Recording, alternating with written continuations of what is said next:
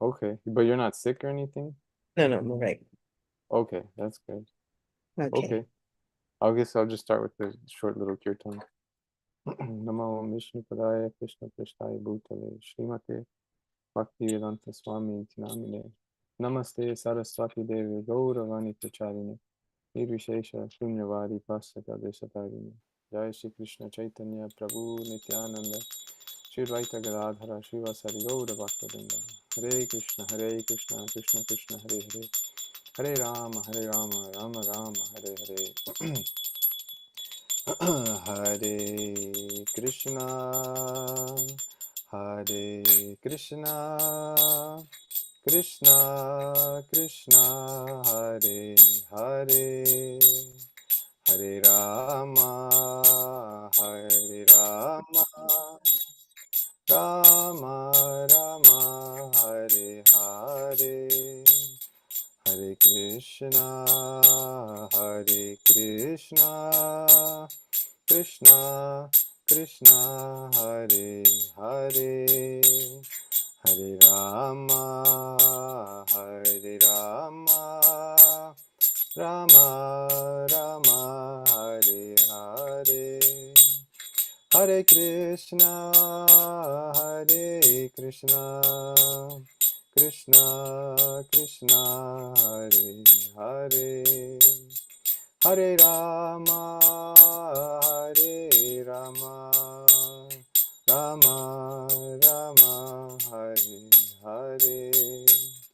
Hare Krishna, Hare Krishna, Krishna Krishna, Hare Hare, Hare Rama, Hare Rama, Rama Rama, Hare Hare, Hare Krishna, Hare Krishna, Krishna Krishna, Hare Hare, Hare Rama, Hare Rama, Rama Rama, Hare Hare, Hare Krishna, Hare Krishna, Krishna Krishna, Hare Hare, Hare Rama, Hare Rama,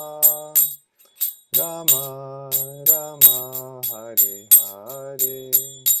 Jaya Prabhupada, Jaya Prabhupada, Prabhupada, Jaya Prabhupada, Jaya Prabhupada, Jaya Prabhupada, Prabhupada, Jaya Prabhupada, Jaya Gauranitai, Jaya Gauranitai, Gauranitai, Jaya Gauranitai, Jaya Gauranitai, Jaya Gauranitai, Gauranitai, Jaya Gauranitai.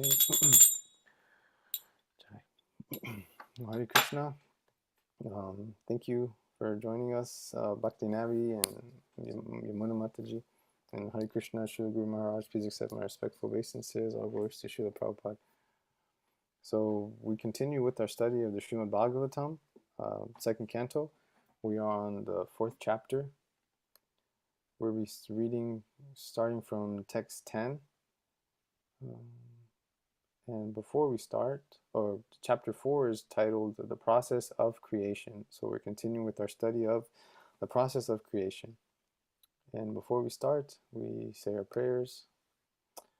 Narayanam namas Om Namo Bhagavate Vasudevaya. Om Namo Bhagavate Vasudevaya. Om Namo Bhagavate Vasudevaya. Narayanam namaskritya naram chaiva narotamam devim saraswatim vyasam tato jayamudirayet. Before reciting the Srimad Bhagavatam, which is the very means of conquest, one should offer respectful obeisances unto the personality of Godhead, Narayana, unto Nara Narayana Rishi, the supermost human being, unto Mother Sarasvati, the goddess of learning, and into Srila Vyasadeva, the author. Nashta prayeshvabhadreshu nityam bhagavata sevaya bhagavate uttama shloke bhaktir bhavati naishtiki. Let's see. Oh, there it is. By regular attendance in classes on the Bhagavatam, and by rendering of service to the pure devotee, all that is troublesome to the heart is almost completely destroyed, and loving service unto the personality of Godhead, who is praised with transcendental songs, is established as an irrevocable fact. Om Jnana Timirandasya Gyananjana Shalakaya Chakshurun Militam Yena Tasmai Shri Gurave Namaha. Nama Om Vishnupadaya Krishna Prasthaya Bhutale Srimate Bhaktivedanta Swaminiti Namine Namaste Saraswati Devi Gauravani Pracharine Nirvishesha Shunyavadi Paschatya Deshatarine Jai Shri Krishna Chaitanya Prabhu Nityananda Shri Advaita Gadadhara Srivasadi Gaura Bhaktavinda Hare Krishna Krishna Krishna Hare Hare Hare Ram Ram Rama Hare Hare. Okay.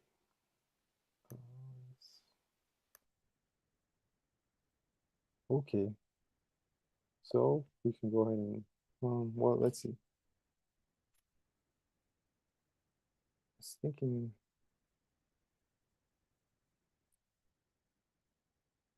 we've covered a few things prior to today's verse, but I think rather than giving a summary, I would just read from today's verse, and then I'm sure in the Srila Prabhupada's purport, it will give us a chance to kind of touch upon topics that we've spoken about in the previous classes. So I'll just start with today's verse, which is it's Canto 2, Chapter 4, Text 10. Vichikiti vichikisitam etan me bravitu bhagavan yatha sabde brahmani nishnataha parasmimscha bhavan kalo. Translation and purport by His Divine Grace, A.C. Bhaktivedanta Swami Prabhupada. Kindly clear up all these doubtful inquiries, because you are not only vastly learned in the Vedic literatures and self-realized in transcendence, but are also a great devotee of the Lord, and are therefore as good as the personality of Godhead. Purport. In the Brahma Samhita, it is said that the Supreme Absolute Truth, Govinda, the personality of Godhead, although one without a second, is infallibly expanded by innumerable forms non-different from one another. And although he is the original person, he is still ever young with permanent youthful energy. He is very difficult to know simply by learning the transcendental science of the Vedas, but he is very easily realized by his pure devotees. The expansions of different forms of the Lord, as from Krishna to Baladeva to Sankarshana, from Sankarshana to Vasudeva, from Vasudeva to Aniruddha, from Aniruddha to Pradyumna, and then again to the second Sankarshana, and from him to the Narayana Purushavatars, and innumerable other forms, which are compared to the constant flowing of the uncountable waves of a river, are all one and the same. They are like lamps of equal power, which kindle from one lamp to another. That is the transcendental potency of the Lord. The Vedas say that he is so complete that even though the whole complete identity emanates from him, he still remains the same complete whole. Purnasya Purnam Adaya Purnam Eva Vasishyate. As such, there is no validity in a material conception of the Lord produced by the mental speculator. Thus, he remains always a mystery for the mundane scholar, even if he is vastly learned in the Vedic literatures. Vedeshu durlabham adurlabham atma bhaktao.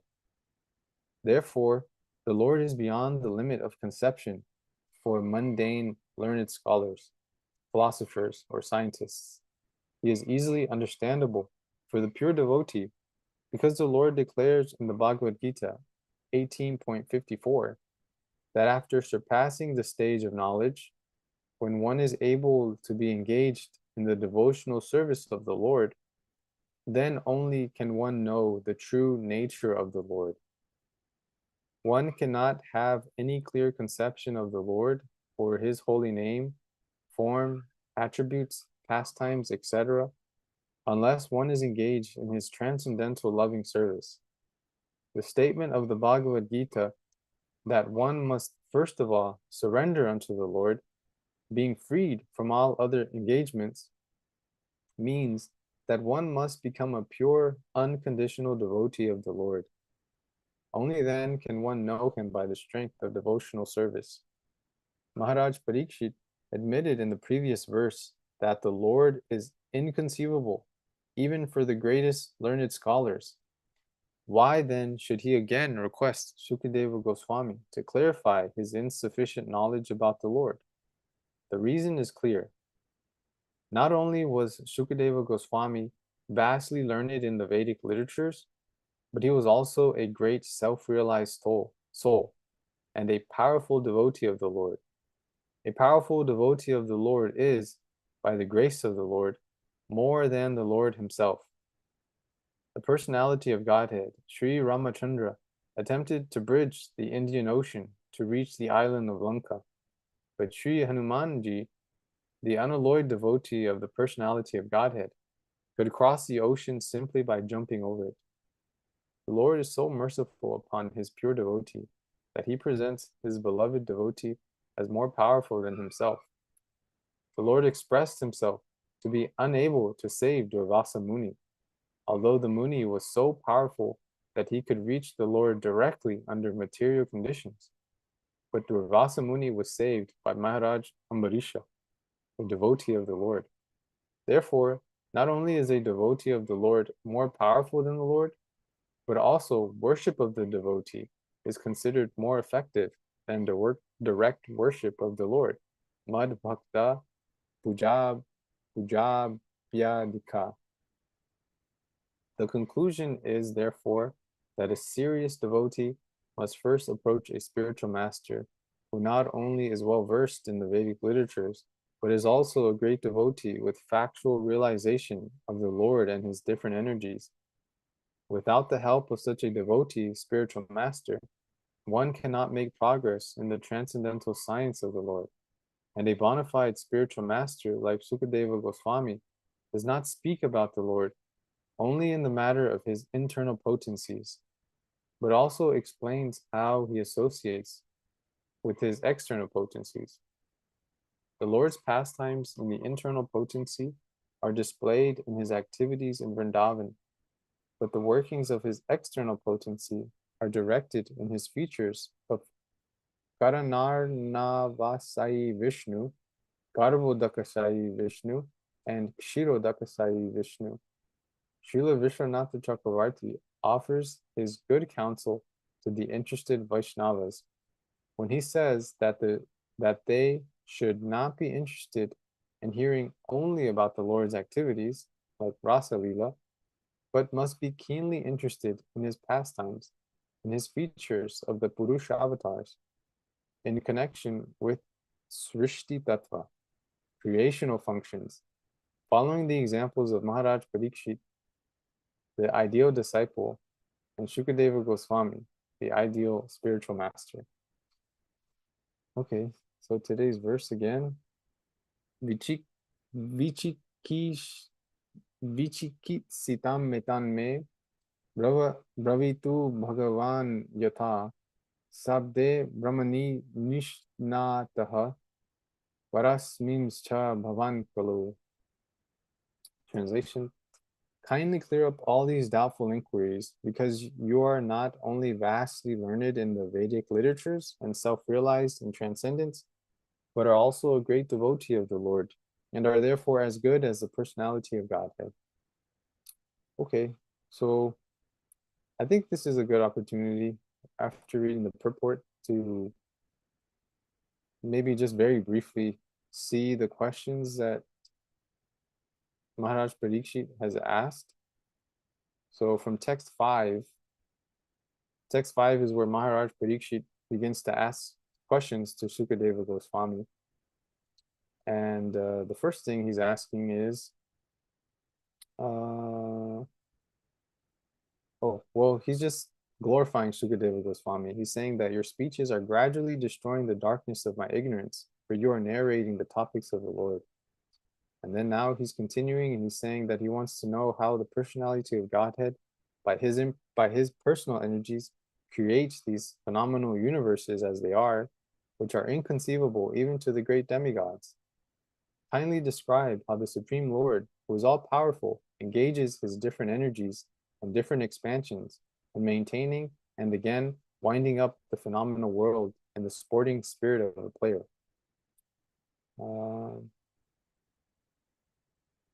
Yeah, and so this is a continuation of that, where Maharaj Parikshit is like Srila Prabhupada expressed at the end. He's inquiring about the Srishti Tattva, creational functions, because as Srila Vishwanath Chakravarti advises, that as practicing as sadhakas, as practicing devotees, it's a good idea for us not to be only concerned with Krishna's leelas and the 10th canto and Krishna's pastimes, but it's good for us to also have an understanding and attraction to all manifestations that Krishna takes. So Krishna is as himself in Vrindavan and Goloka Vrindavan, as well as the Vrindavan here on earth. But then also he expands himself as these different Vishnus that we spoke about, like Karanarna Vasai Vishnu, Garbhodakashayi Vishnu, and Kshirodakashayi Vishnu. He has those expansions. He also expands himself as Balaram, and then continues to Sankarsana, and Vasudeva. So as devotees, Srila Vishwanath Chakravarti Thakur, he's expressing that we should also be interested in these other expansions of Krishna. And it's actually a nice thing, because I think I remember reading or hearing that variety is the mother of pleasure, something like that. So as living entities, we like variety. We like, if we got stuck doing the same thing over and over, reading the same thing over and over, we'd get bored and we'd get bored of it. So variety is actually good for us, materially and spiritually. Spiritually, we can read a variety of different pastimes that are not tied only to Krishna. I mean, Krishna as himself, there's so many pastimes that he has, but because Krishna is so powerful and has such incredible potencies, he can expand himself, and with this expansion, he can have a whole new array of pastimes. We talked about these different expansions here. Yeah, there you go. Variety is the spice of life. Yeah. So we talked about these expansions here, like Balaram and Vasudeva and Sankarsana, but then we also have knowledge of the Dash avatars, which you have like Matsya, you have Varaha, Kurma. So there's all, Krishna expands himself into so many different forms and incarnations and avatars, that it gives us the great opportunity to never get bored of spiritual life and spiritual topics, because it's unlimited. We can just keep reading. There's so many Puranas, and that, I mean, we're reading the Bhagavad Purana, but there's so many other Puranas which contain so many different stories. And our own Guru Maharaj, she's doing the Mahabharata, which is in just this one text, which is 100,000 verses. And so just within this one text, there's already so many pastimes. And we don't even have to stop with just Krishna's incarnations, but even reading about Krishna's devotees, reading the pastimes that concern Krishna's devotees, like with Mahabharata, that's spiritual as well. And this is also helping us in our attraction to Krishna. because ultimately that's at least my understanding of it, that's the main focus with Krishna. Um, doing all these pastimes and expanding himself and giving us this variety, this spice of life, is so that we can gradually get an attraction for him. We read these pastimes, we hear these pastimes, and it's gradually making us more and more attracted to Krishna because we just think of, well, how wonderful he is and how many nice things he can do. Um, there's, it's very similar to what we already have been accustomed to, at least in the West and maybe more so in the East now happening with Hollywood, and now there's Bollywood. Um, that we like movies, we like different genres of movies. There's action movies, there's horror movies, there's romance movies, comedies, animated movies. There's all kinds of variety of things, and we like to see these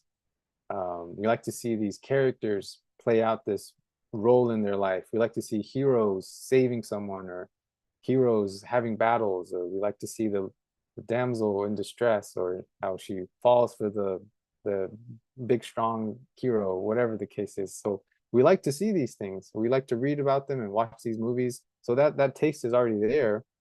But as we're learning here, that same kind of taste that we already have, we can actually satisfy that taste too with spiritual knowledge and spiritual pastimes. How there's also drama in spiritual life and spirit and devotees. There's drama there, or there's action there. I mean, Krishna himself, he fights so many asuras that if we want some action, we can read about that. And there's also there's a comedy there with Krishna pulling pranks, or with other different devotees doing different things that we can, that if we just start trying to direct our attention there, Krishna will reciprocate and he'll show us what books to read, or which devotees know which books to read. And we can, if we don't have the time to read an entire book, we can find the right devotee who knows which books, and we hear their classes, and we can relish the pastimes and relish spiritual life in this way.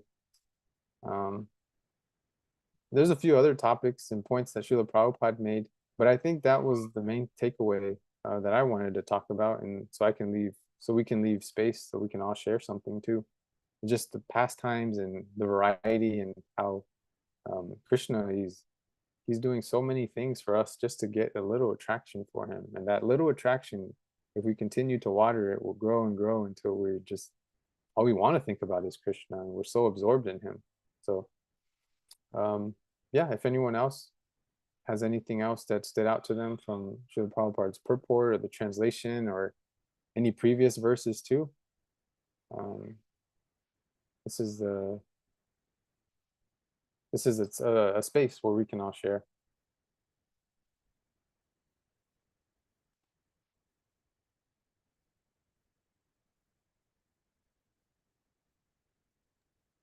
Hare Krishna. Well, you've done a very good job of pointing out the important things here.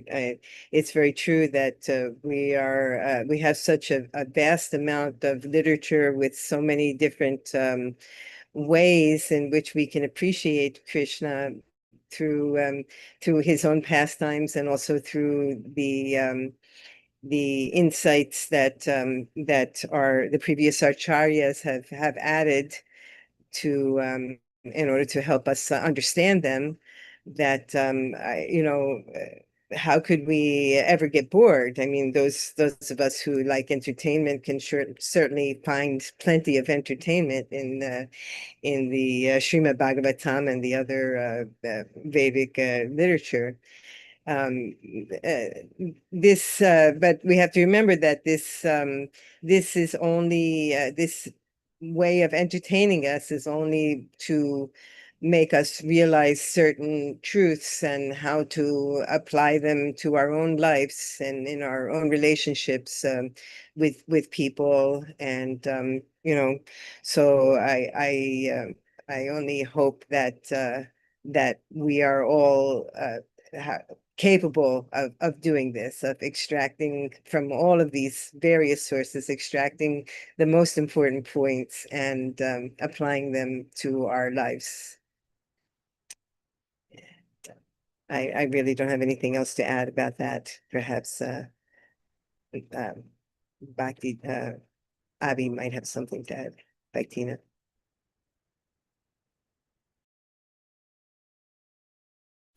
I'm sorry, I don't really have anything to add right now. I'm just kind of listening. Thank you. Yeah, no problem. Abby, I don't know if would you want to read or would you want to you can pass and Yamuna could read the next verse and purport. I can read the next verse, the 2.4.11. Yeah. Just last thing though, I mean, very quickly, I just want to acknowledge that that was a really good point, Yamuna, about yeah, with like movies and like fiction and all these things that sometimes it's like I know Guru Maharaj has given the analogy of like popcorn, how we can just sit here and we're just kind of like eating our popcorn and it's just like and these things like movies and books and things like that can just be entertainment, but with spiritual literature, there has that added depth, like you're saying, it has that added depth where we're not just reading it. We should be trying at least to apply some of what we're reading. So I just wanted to acknowledge that that was a very good point. Yeah. Okay, but yeah, we can read Bhakti Nabi if you're ready. We can do 211. I mean verse 11. Okay. Yeah, You want me to start with the Sanskrit? if you I Okay. can, or if you want to. No, I can read the Sanskrit. Sorry. Sutta uvacha iti upamantrito ragya gunanukat gunanukatane harehe hishikesha manusmritya prativaktum prachakrame. Sorry. Okay. And then to the translation. Okay. Sutta Goswami said, when Shukadev Goswami was thus requested by the king to describe the creative energy of the personality of Godhead, he then systematically remembered the master of the senses, Sri Krishna, and to reply properly, he spoke thus. The devotees of the Lord, while delivering speeches and describing the transcendental attributes of the Lord, do not think they can do anything independently. They think that they can speak only what they are induced to speak by the Supreme Lord, the master of the senses. The senses of the individual being are not his own. The devotee knows that such senses belong to the Supreme Lord, and that they can be properly used when they are employed for the service of the Lord. The senses are instruments, and elements are ingredients, all endowed by the Lord. Therefore, whatever an individual can do, speak, see, etc., is under the direction of the Lord only. The Bhagavad Gita 15:15 confirms this. Sarvasya chaham hridi sani vishto mata smritir gnanam apohanam cha. No one is free to act freely and independently, and as such, one should always seek the permission of the Lord to act or eat or speak. And by the blessing of the Lord, everything done by the devotee is beyond the principles of the four defects typical of the conditioned soul. There's it. Okay, thank you. Was there anything you wanted to say? No, I'm No? sorry. No, no worries. Okay. Um, Mataji Yamuna, was there anything you wanted to say?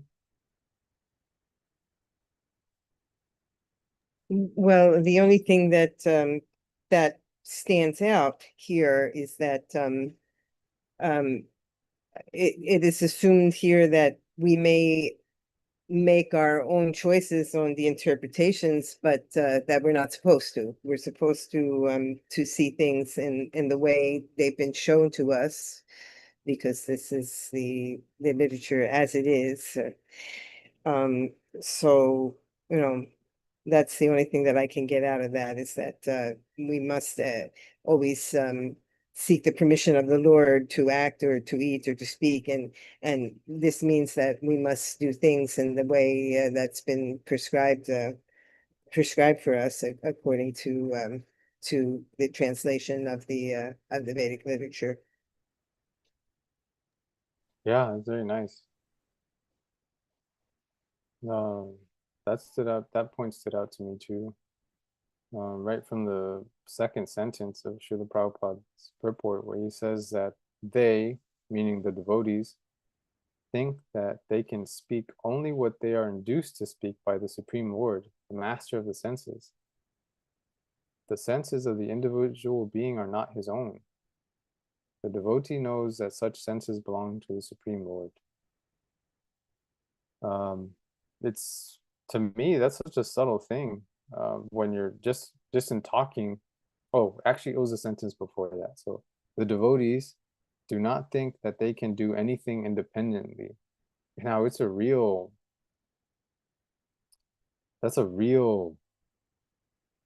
understanding that a devotee has, like a pure devotee, that they really are just dependent upon Krishna. And if Krishna wants something, then, and if they're able to do something, then that's Krishna granting him the ability to do something or to speak something. There's no kind of false idea of that I know these things, or that this is my intelligence, or this is my own ability, but they actually are seeing it in the truth that this is Krishna allowing things, Krishna using me, which I think I personally am very far from that.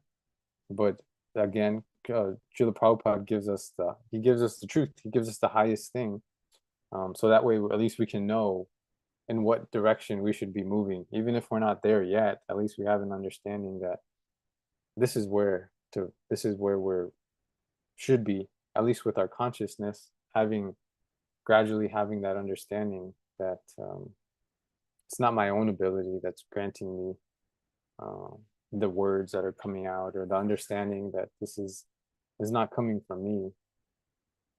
So yeah, that stood out to me.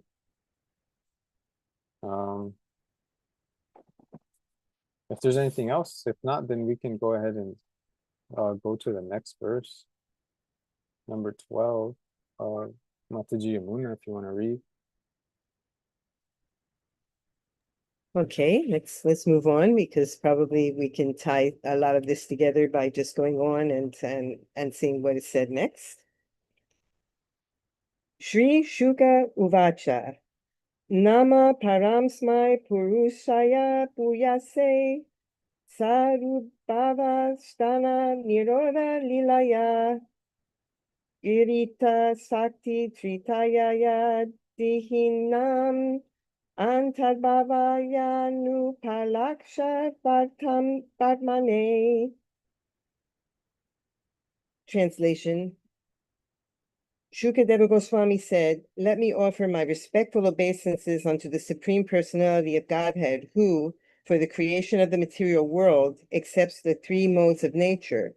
He is the complete whole, residing within the body of everyone, and his ways are inconceivable."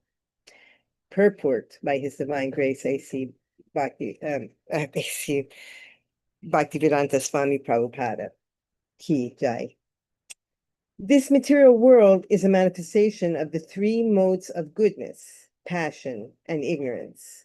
And the Supreme Lord, for the creation, maintenance, and destruction of the material world, accepts three predominating forms as Brahma, Vishnu, and Shankara, or Shiva. As Vishnu, he enters into every body materially created. As Arbhodakasha Kashi Vishnu, he enters into every universe. And as Sridodakashai Vishnu, he enters the body of every living being. Lord Sri Krishna, being the origin of all Vishnu tattvas, is addressed here as Para Punam, or Purushottama, as described in the Bhagavad Gita, chapter 15, verse 18. He is the complete whole, the Purushavattaras are therefore his plenary expansions. Bhakti Yoga is the only process by which one can become competent to know him, because the empiric philosophers and mystic yogis cannot conceive of the personality of Godhead. He is called Anupalakshya Vartmane, the Lord of the inconceivable way, or Bhakti Yoga. So just to repeat the verse, Canto 2, Chapter 4, text 12. Shukadeva Goswami said, "Let me offer my respectful obeisances unto the Supreme Personality of Godhead, who, for the creation of the material world, accepts the three modes of nature. He is the complete whole residing within the body of everyone, and his ways are inconceivable."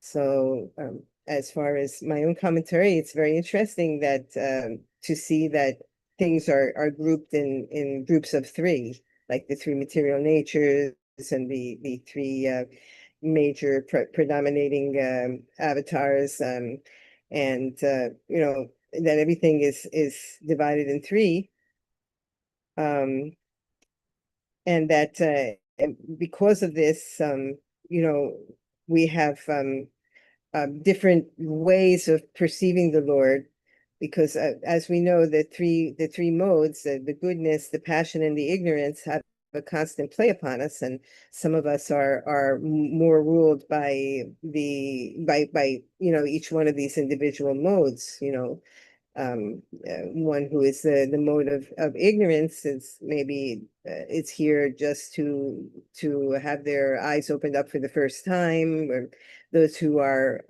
ruled by the mode of passion are just are here because of the reaction, the passionate reaction that this information supplies them with. And those in the mode of goodness are doing their best to act correctly, although sometimes they can even be deceived by the modes of goodness, by the mode of goodness, because we have to remember that in the end, the Lord is one, and we have to go beyond the this separation into three different modes, or three different ways of viewing the Lord, in order to begin to understand what the Lord is, which is a very difficult process, which is mentioned by the fact that even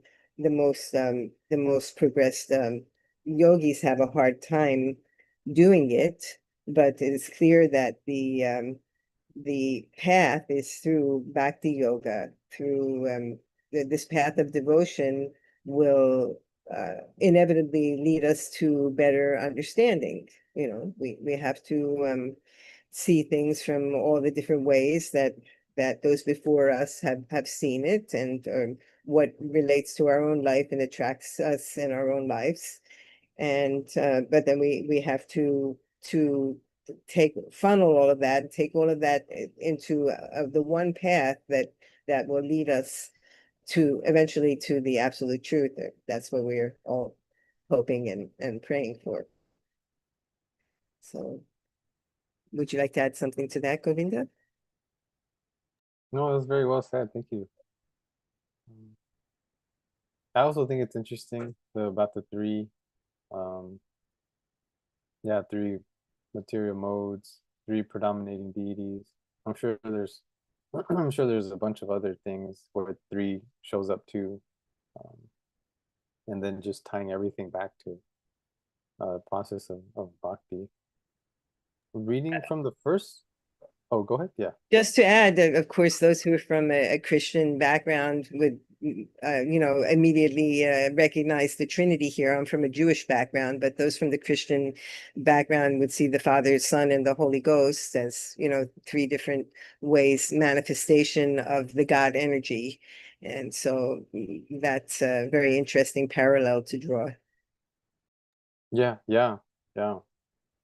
I was actually reading I don't remember which book, but I think it might have been Civilization and Transcendence. But Srila Prabhupada the question was brought up about other religions and their validity or something along those lines. And Prabhupada, he used the word acharyas, which normally I think only acharya with like Vedic culture, Vedic knowledge. We have acharyas within our line. But he said like Christian acharyas or Muslim acharyas. So where which makes sense if there's like another religion that is legitimate and they're practicing yeah, other if a religion is legitimate, then they also have acharyas within that line as well. It's teachers who have received the knowledge in this specific form, and then they're transmitting that knowledge onto other practitioners. So that's an acharya. Acharya is not specific to just what we have here.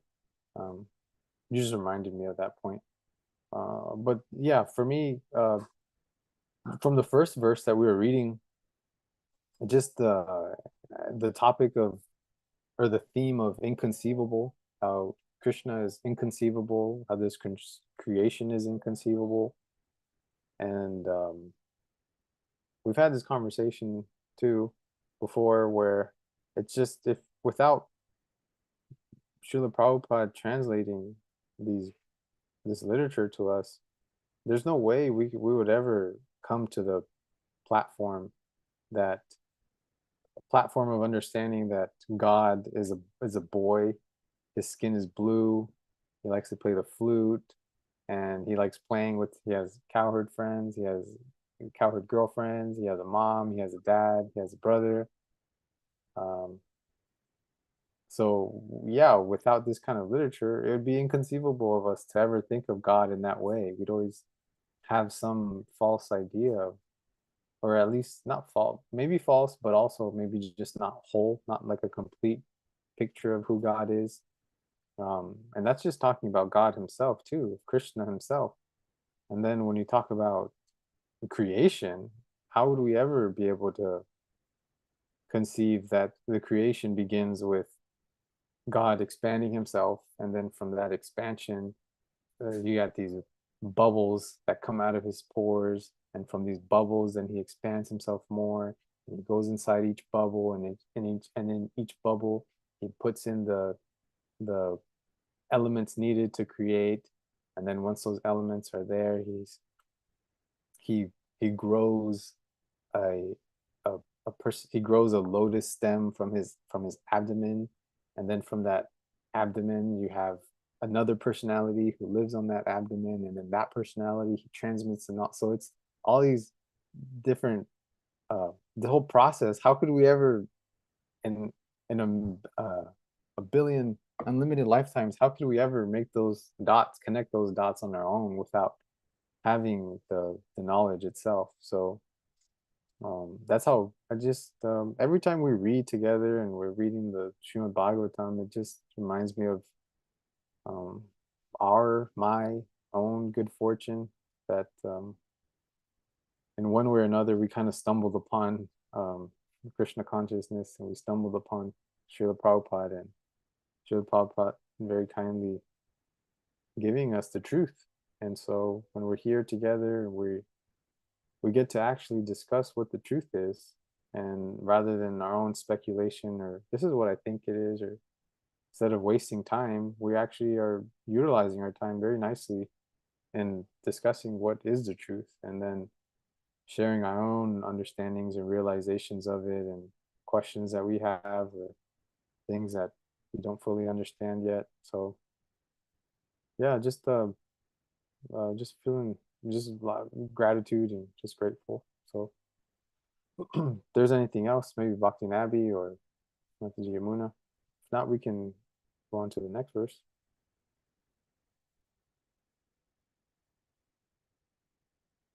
Okay. Yeah, this is like a little bit longer of a purport, so maybe this will be our last one. Okay, this is text 13.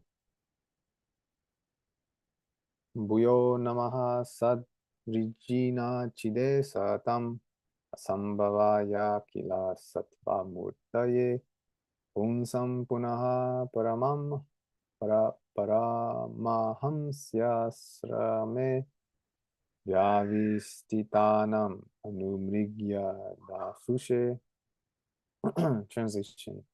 I again offer my respectful obeisances unto the form of complete existence and transcendence, who is the liberator of the pious devotees from all distresses, and the destroyer of the further advances in atheistic temperament of the non-devotee demons.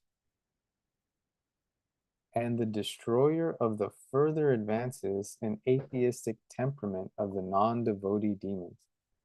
For the transcendentalists who are situated in the topmost spiritual perfection, he grants their specific destinations. Purport. Lord Shri Krishna is the complete form of all existence, both material and spiritual. Akila means complete, or that which is not kila, inferior. As stated in the Bhagavad Gita, there are two kinds of nature, prakriti, namely the material nature and the spiritual nature, or the external and internal potencies of the Lord.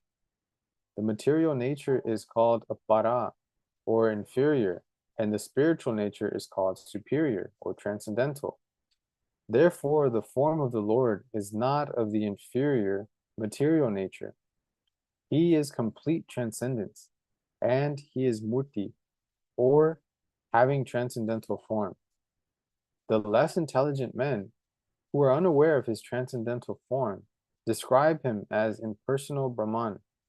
But Brahman is simply the rays of his transcendental body, Yasya Prabha. The devotees, who are aware of his transcendental form, render him service. Therefore, the Lord also reciprocates by his causeless mercy, and thus delivers his devotees from all distresses. The pious men who follow the rulings of the Vedas are also dear to him, and therefore the pious men of this world are also protected by him. The impious and the non-devotees are against the principles of the Vedas, and so such persons are always hampered from making advances in their nefarious activities. Some of them, who are especially favored by the Lord, are killed by him personally, as in the cases of Ravana, Hiranyakashipu, and Kamsa. And thus such demons get salvation and are thereby checked from further progress in their demoniac activities.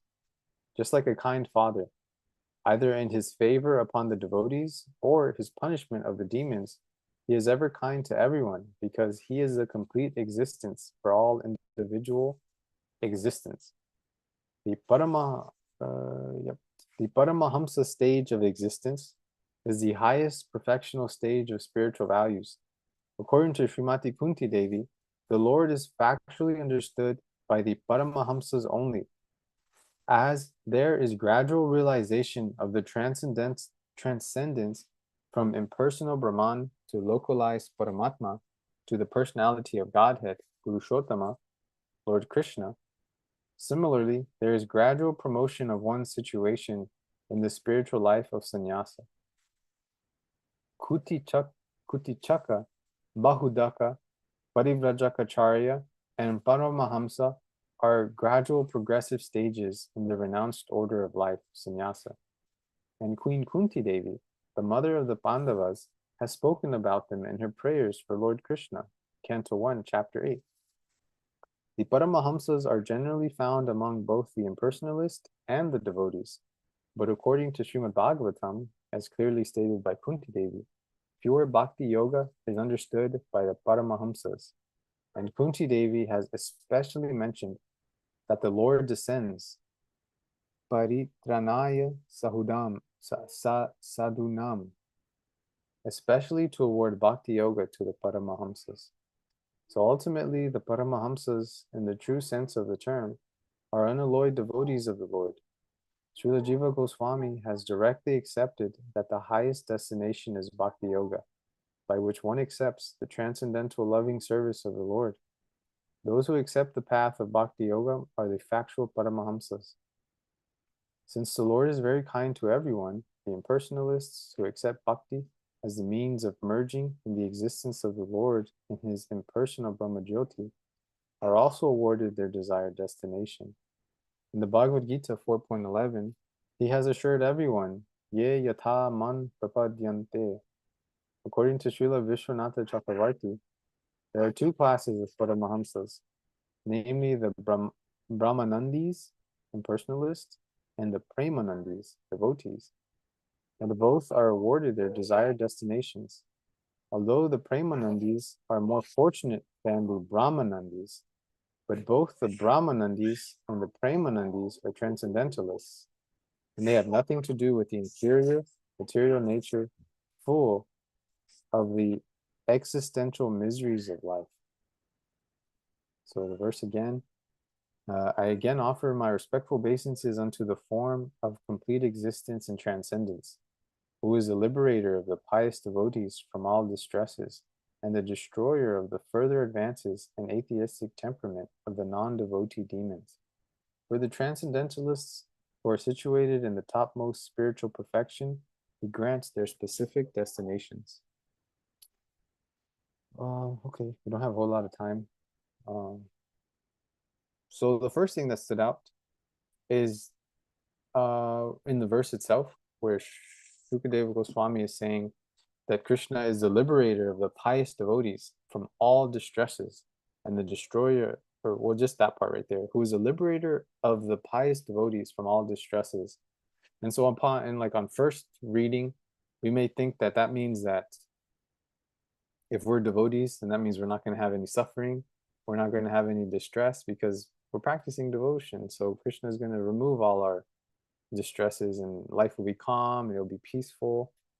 But we can see that that's not the case, and through our own through our own experience, that we're chanting, we're going to the temple, we're doing service, and still the sufferings are coming upon us, and the distresses are still coming upon us, and sometimes even more so than before we started practicing Krishna consciousness. Maybe we might feel like the distresses have actually gotten even more intense since I started practicing Krishna consciousness.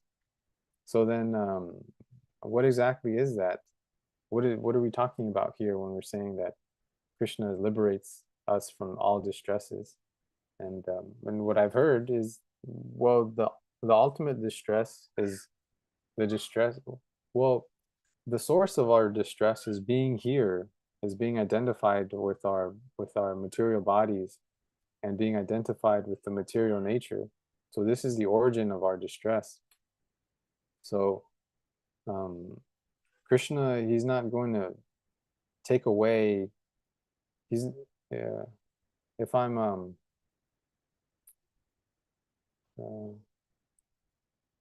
if my car is meant to break down on the way to work, and then I have this distress now that I have to get my car fixed, and I got to call the mechanic or call the tow truck. If that experience is meant to happen to me, Krishna is not going to just wave a wand and then my car never break down, and then I never have any issues. Krishna removes my distress by taking me out of the situation itself, by taking me out of. It's like we're in the ocean of material existence. We're in this ocean, and sometimes we feel the waves and we're feeling the drowning sensation. We're feeling the helplessness in situations like that, where maybe one thing after another seems to go wrong, and there's just so much going wrong, and so we can feel that we're in this ocean, we're helpless, and Krishna, please help. But then when the problems go away, it's kind of like we've come above the ocean and we can breathe, and we're like above the water, and we're, oh, this is nice, but we're still inside the ocean. So the distress hasn't actually gone away. We're still in the ocean. So what Krishna does for us is that he actually takes us out of the ocean. So we're not in the ocean anymore. We're actually back in the spiritual world. He can take us back to the spiritual world where we don't have to worry about my car breaking down or paying bills or dying or my body getting old or getting sick or my loved ones getting sick or all these different things. By removing ourselves completely from the material world, all our distresses are removed, because it's this place, it's where we are now that's causing us our distress. And so that's still an understanding that I'm learning, that I'm really trying to, it's takes time to really, really have that kind of realization sometimes. Yeah, but that's one thing that stood out to me, and I really wanted to share. And since we don't have much time, I don't want to speak on anything else, in case anyone else wants to say something before we close the class. Yes, Govinda, this is a very good point, that these distresses are actually in our material existence. So I guess the goal is to go beyond that, to immerse ourselves in the spiritual world. And even though we're living in the material world and these things happen to us, we need to learn to be equiposed, or is that how you say it? That it neither gives us a positive nor a negative feeling anymore. We just accept it as part of material life, that the car is going to break down, but yet I chant Hare Krishna, and so this doesn't make me feel depressed or move me into a upsetting state of being. And of course, I wanted to add one more quick point, and I think that the fact that Srila Prabhupada points out to us that there is a place for each and every one of us who is involved in the spiritual life, whether we've reached the ultimate goal or whether we're stuck in some other form of revering the Lord as his impersonal, in his impersonal nature, or something like that, that there's still a place for us, because it's all part of the process, and that nobody should feel like, oh, well, I don't really understand, the Lord as the personality of Godhead. I don't totally understand, but I'm immersed in this because of my feeling about my general feeling about the universe and the spiritual nature of everything. That there, as long as you are involved, that there is a place for you too. There's a place for all of us. And I think this is a very important point, because some people will get discouraged when they think, oh, I'm not a perfect enough devotee, so I'm not going anywhere. You are going somewhere. So this is a very important point. Yes. So having said that, I just want to make a quick a quick plug for the YouTube page, which we are present on right now. That those of you who are following should indeed become followers of the YouTube page, Kishori Kunda, where these video conferences will appear first before they are shared on social media, such as the group chats and the Facebook pages, because as we know, Manunatha Dasa has a Facebook page, and we have a new Facebook page called called Ishvara Archive, which we encourage everybody to join, because we are trying to get all of the information um, published there, because in this way other people can publish articles. Sometimes Gurudev doesn't have enough time to publish all the articles himself on his own Facebook page. And when we were asked to help by publishing some articles, we found that they were all shown as being shared by us, and they took a lower prominence in the page, which is why the new page was opened up. So I encourage all of you to please check out Ishvara Archive on Facebook and become a follower. And as far as the chats go, we've been having a little problem in the chats. So we'd like to keep the chats limited to very specific activity and very specific posts. And that, which is why we encourage newcomers especially to just follow us on the Facebook page and the YouTube page, because everything is there. Everything is there. So, the chats are more for when we have specific activities coming up, to be sure that those of us who have been following in the chats for a long time know about these specific activities. But it has become a problem. Even now, while we're in the middle of the class, I've received a note from somebody in the Spanish group complaining about some post that was sent to her, because people go and they look for our identities and then begin putting inappropriate posts. So we're going to do all we can to put a stop to this, because we don't want to lose any of our longtime followers. Okay, and we are in conversation about this topic at the time. So having said that, I want to remind you that Gurudev will answer our questions. There are one of two manners in which he will answer our questions. One manner is by having a monthly video conference in English, as well as the monthly video conference in Spanish that he's been doing for a while, in order that we may appear in person and converse and ask our questions in person. And he also has another method in which he will simply take the questions and answer them on YouTube at his own convenience. And then later we will post in the chats and on the Facebook page, and people can follow that way as well. So the important thing is to make the questions and to send them to the chat or personally to Srila Manunatha Maharaja. And he always answers every question. I've seen, a question by someone in the English group who was attracted by the title of a video conference in Spanish. And I said, well, just simply ask him the same question in English, and he will surely answer it for us in English as well. However, if nobody's asking him any questions or making any requests for these services, he will not be doing it. He will just keep doing it for the people who are asking, which are mostly in the Spanish-speaking group. So many of us are bilingual, but we encourage the continuation of the chats and the video conferences and the questions in English, because Gurudev himself would like to maintain his English speaking character as well. Because of course we know that his lessons from Srila Prabhupada were indeed in English. And so we would like to continue the tradition in English. So please stay connected. And all I can say is Manunatha Maharaj ki jai, and Srila Prabhupada ki jai. Yeah. Thank you all.